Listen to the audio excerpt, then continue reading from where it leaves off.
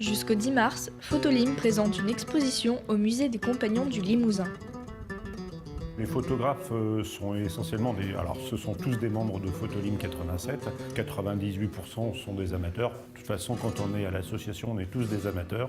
Il y a quelques pros qui travaillent avec nous, mais globalement, ce sont globalement tous des amateurs. Et puis là, sur la cinquantaine de membres de l'association, il y en a une vingtaine qui ont choisi d'exposer ici cette année.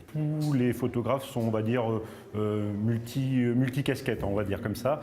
Bon, il y a bien sûr certains qui font qui ont leur spécialité. On a derrière l'inspecteur Beaucolon qui, par exemple, lui, notre photographe, c'est un spécialiste du noir et blanc. Il ne fait que du noir et blanc.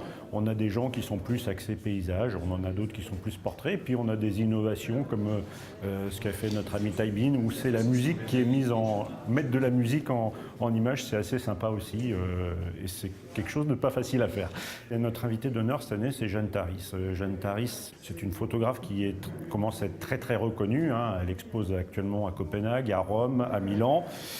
Et elle a fait un travail sur les gitans, sur les gitans de Perpignan en particulier, avec une immersion totale à l'intérieur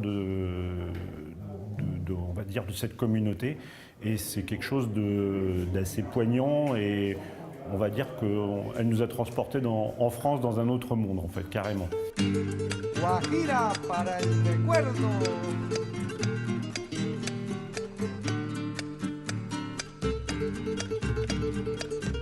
Notre prix du public cette année, c'est Frédéric Blandet.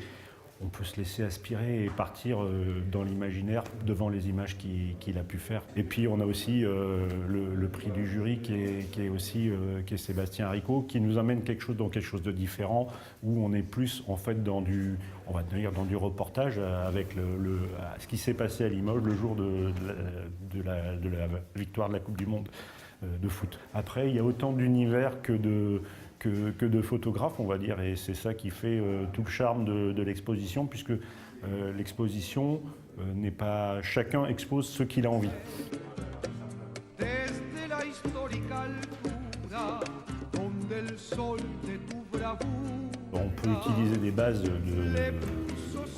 on va dire que sur les petits smartphones, il y a des choses qui sont faites automatiquement. Après, si on veut aller plus loin dans on va dire le développement de la photo, comme on le faisait quand on travaillait l'argentique, effectivement, il faut apprendre.